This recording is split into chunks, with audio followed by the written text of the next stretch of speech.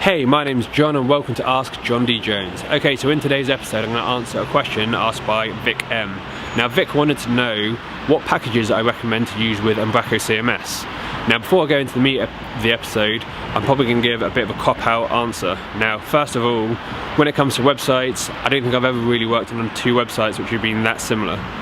Everything I've worked on has been completely different. Some websites are multi-language, some need to integrate with different services, some are hosted internally and they need to have load balancing, some work with Umbraco Cloud, some were just in Azure. Now because of that, depending on the packages you use can be a bit different. The other thing that I'd like to say is it's always better to err on the side of caution when it comes to using packages. Now the best example I ever worked with is a company who they were on Umbraco 4 and they wanted to upgrade to Umbraco 7. Now on Umbraco 4 they just used hundreds of different packages, a lot of them weren't very popular, and the problem is that as soon as they wanted to upgrade, none of these packages were valid in Umbraco 6 or Umbraco 7, and because they didn't want to redo their content for whatever reason, that they spent over a year trying to go through and clean up things and remove packages and try and upgrade databases, and it really was just a nightmare for them.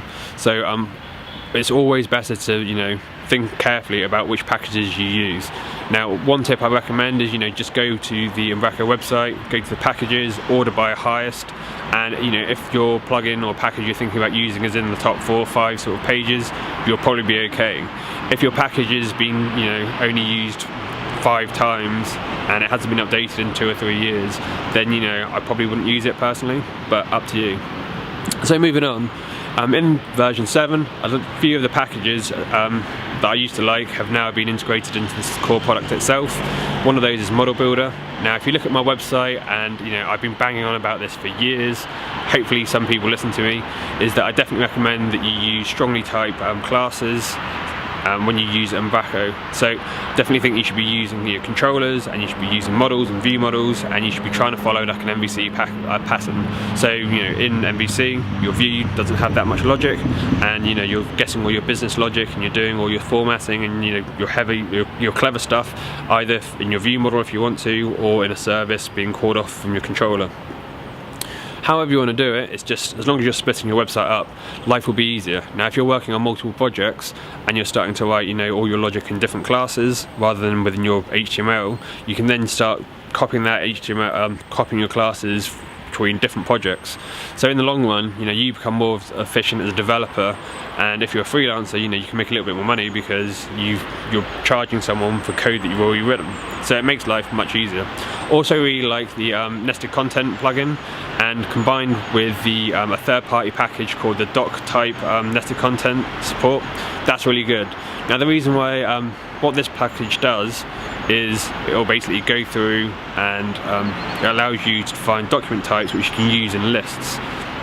Now this makes life really easy, because say you have a carousel that you want to do, you can potentially create a carousel slide document type, and then you can use the nested content to then allow people to add in different slides. This means you can add more interactive functionality, and you can make a bit more complex websites. And the thing that I really like about it is because you're using document types as your template and the base of how you're adding your content, it's going to be easier to upgrade because you're not using anything unsupported. You're definitely using a main core package and feature of the CMS itself. Okay, so next up, I definitely recommend you check out Articulate if you want to integrate any news or blogs within your website. Now, writing all the code to create a custom blog is pretty boring. Over the years I've had to do it 5 or 6 times, and why do it? I mean, Articulate's really great. I've used it on most of the projects I've ever worked on. No one's ever really complained. It does the job, does all the clients seem happy with it, and it just saves you from writing loads of sort of tedious code. So just use it. It's free, why not? It installs via NuGet, so you can deploy it really easily. It's amazing. So next up, if you haven't heard of Slimzy, definitely recommend you check that out. So we all know that image optimization and website optimization is key. The quicker your website loads, the more conversions you'll get. The longer people stay on your site, the less chance they'll bounce off. But doing optimized images is just a pain in the bum. I mean, I work for one company who is very image heavy, It was a big CMS e-commerce website, and they'd actually have a web team just to crop like the amount of products they had into different dimensions, just to try and, you know, get through increased conversion and make sure the website looked as good as it could. It did look pretty pimp, to be fair, but you know what I mean, it is a just ball ache to go through, crop an image.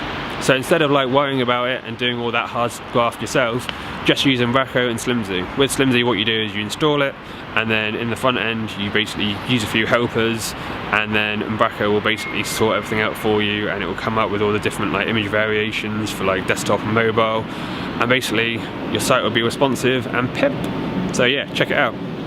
So next up, if you haven't, I think most people who've been in Umbraco for a while will have heard of ViewSync. ViewSync just makes life so much easier.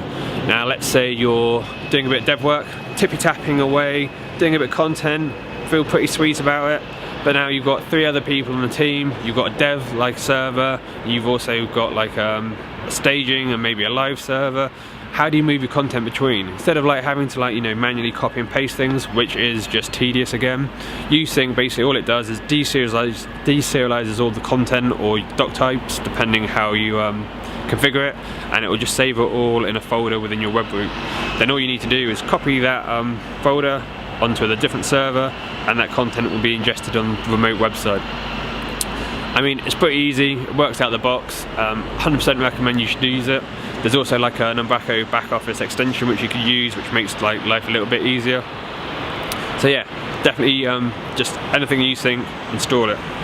Okay, so next up is if you're creating a multi-language website, there's a plugin which can make your life a little bit easier. Now, one of my bugbears with Umbraco is multi-language out of the box isn't as great as it could be. Now, compared to some of the other CMSs, it's really easy sort of to just create, you know, one website and then make it multi-language. When it comes to Umbraco, sort of the recommended way of doing it is you'd create one website for English, and then you'd create another microsite for French and another one for German. Now this is all cool if you've got like 2 or 3 languages and all the content's slightly different and you want to structure it a little bit different.